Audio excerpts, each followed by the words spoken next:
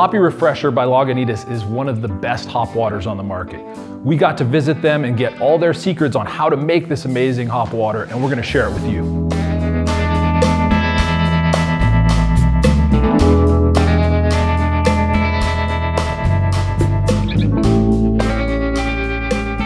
One of the things I love about working here is the fact that you learn about something new and then it's like, okay, cool, these guys make an awesome hop water. How hard could it be? You know, probably adding water and hops together and bottling it up. And then you taste some and you're like, ooh, some of these are different and theirs is definitely better. And the coolest part is I've got a veto. So all I said was, veto, you want to find out about it? And 2 phone calls later, and what happened? Yeah, so I reached out to my buddy Mark, who's on their R&D team and works in their innovation lab. Said, hey, tell me how to make hop water. Got this long text, all the little tips and stuff like that. So then he invited us out to make one.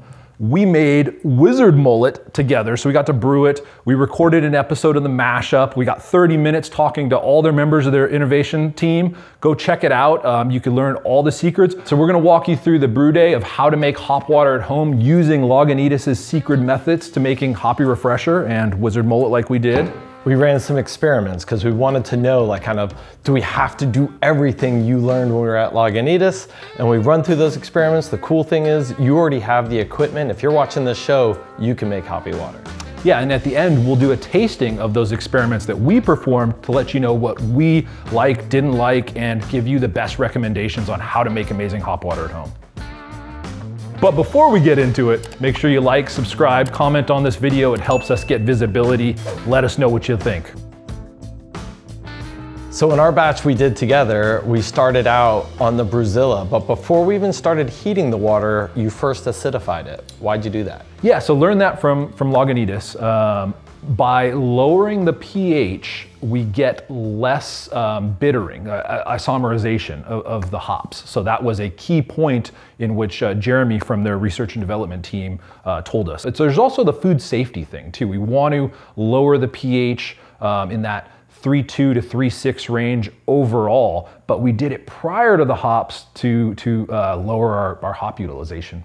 And we could do that a number of different ways. We did it with lactic acid because I had some, and a little bit goes a long way, but what are the other ways they can do it? Yeah, so we used lactic acid at Lagunitas as well, and that's what most people are gonna have on hand, but we did talk about in that full interview, we talked about malic acid, citric acid, so those are other options you could use, but lactic acid is what we used. It'd be nice to have a little citric acid edge to it.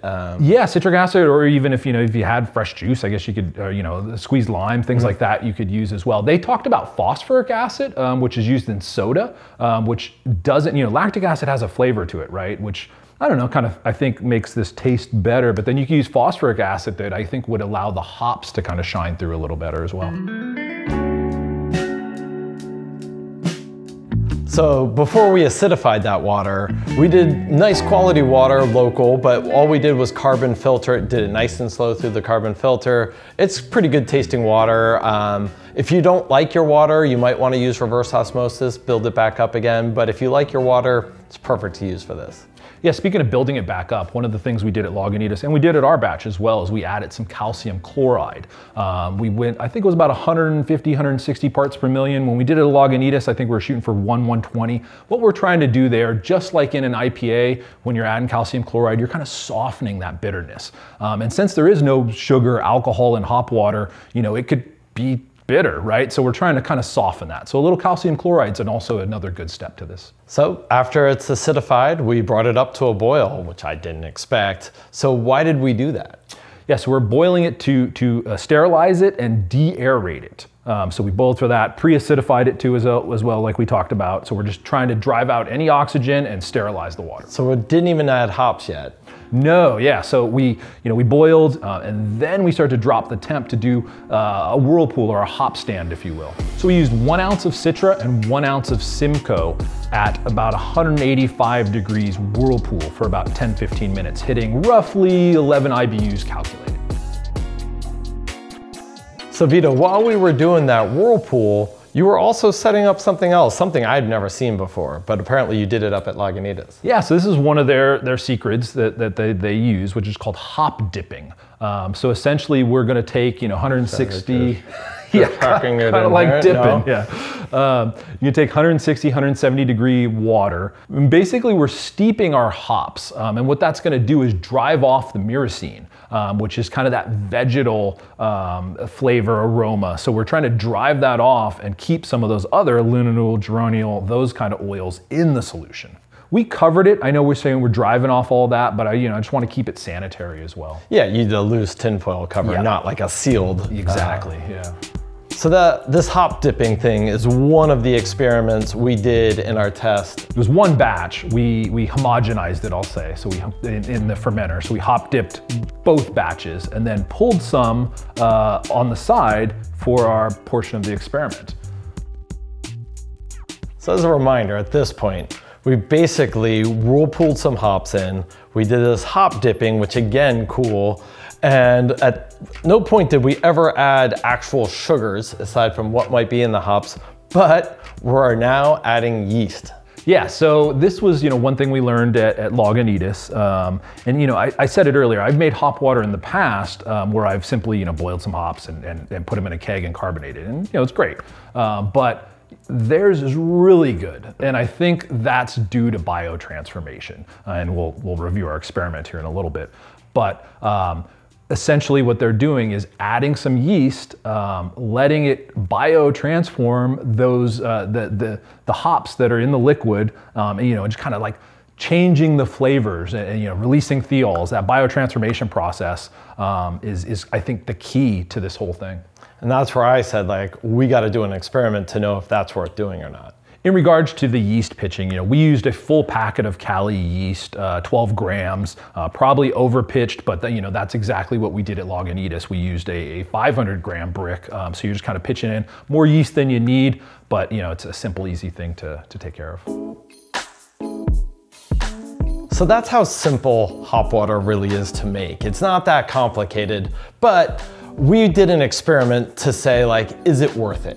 Is it worth doing this biotransformation? Is it worth cleaning and sanitizing a fermenter when we could just go into the keg? So the cool thing is, Vito had already made, right after we went, what we're gonna call the Homebrew special, which is what I would have done natively too, which is to just do everything except for the biotransformation process.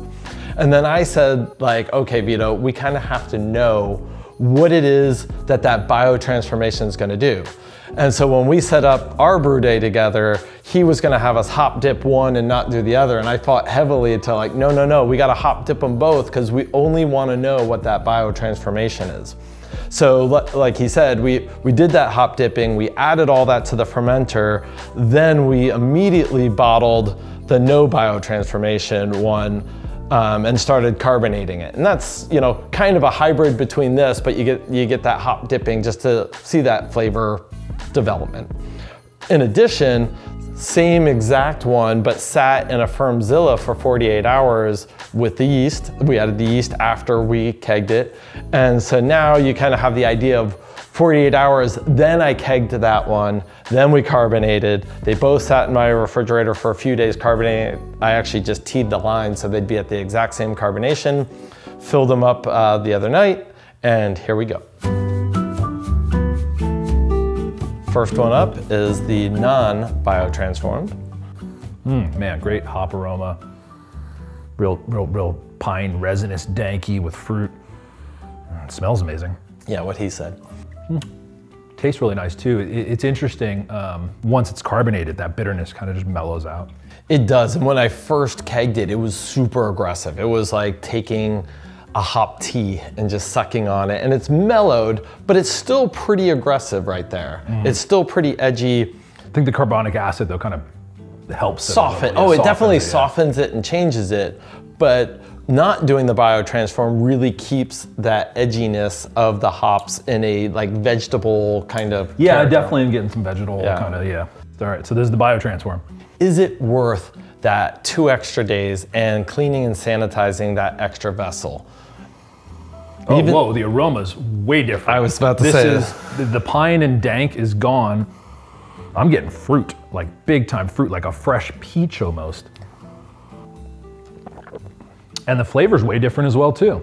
I never would have thought 48 hours sitting in a vessel with yeast, and I looked at it just to see, was there a little scum line at the top from fermentation? Yeah. Nothing. Never saw any signs of activity, anything like that. And this was 48 hours before kegging it, but it transformed. I mean, the word biotransform is right there because there's no other variable, there's no malt. And so it definitely changed the flavor profile. And in a way, it made it less grassy, less... It moved it away from hops, I think, right? Yeah. Like this makes me think hops. This makes me think like a fruit flavored kind of beverage. A hoppy fruit flavored. Yeah. It's not so far away from hops that you're like, oh, is this a hop water?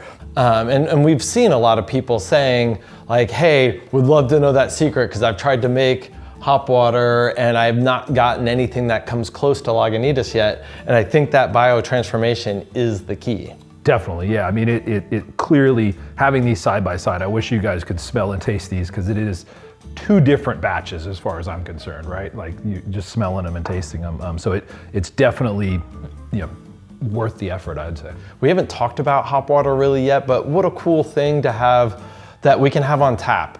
And our friends can come over and have, and maybe they don't want to have alcohol, maybe they need to drive, or maybe they've had a good amount and just want something to drink. Yeah, these are great to have, you know, something you can drink during the daytime. I'm glad you also said like your friends. I think, because these two separate things, like for hop heads and things like that, I get like more dank resinous, and this one is more, I think this has more mass appeal. I think a lot of, you know, everybody would enjoy this, where this one's more dank. This is like, you know, it's hoppy. So if you're a hop head, you know, this is... You may not want to do the... But yeah, I think this definitely has more mass appeal. Just easier, softer, fruitier flavor. It definitely would lend itself to any other flavorings too, because you could kind of see how it's softer, it's more rounded. It's not sweeter, but you might perceive it as sweeter, like you talked about the fruit notes. Yeah. So we have Vito's Original Experiment. Maybe, arguably, one of my favorites.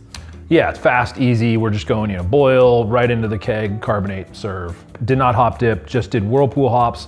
And like I said, I used a little zest from a lime, squeezes some lime juice from that I zested. So it's got that kind of fruity character, but super easy. You could knock this out, you know, in, I'll say half hour or something like that. Experiment number 2. Very similar to experiment number 1, but we did the hop dipping. This is the most aggressively hopped.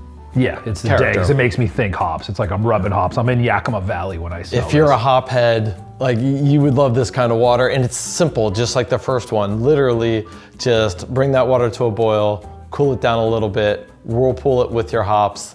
We did do the hop dip. We did do the hop dip. You could either dry hop, or you could just add more during the whirlpool, I think, and get a very similar character.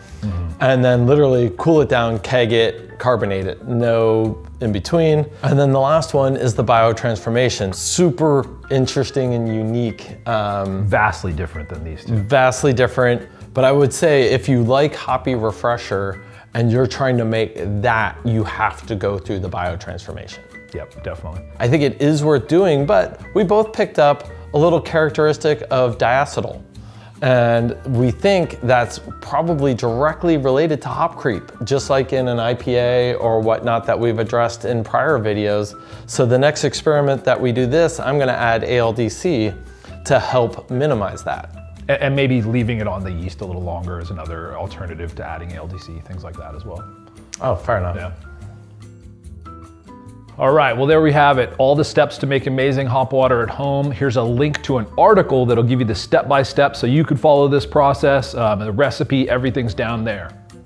A lot of you have said already that you've made hop water. We'd love to know, how'd you like it? Did you like it? Were you able to get it the way you wanted to? Anything you did differently? Please comment below and let us know.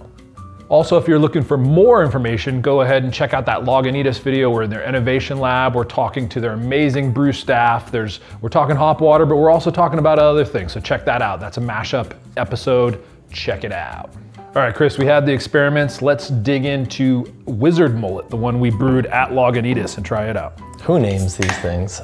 Tastes like marketing. Cheers. Cheers.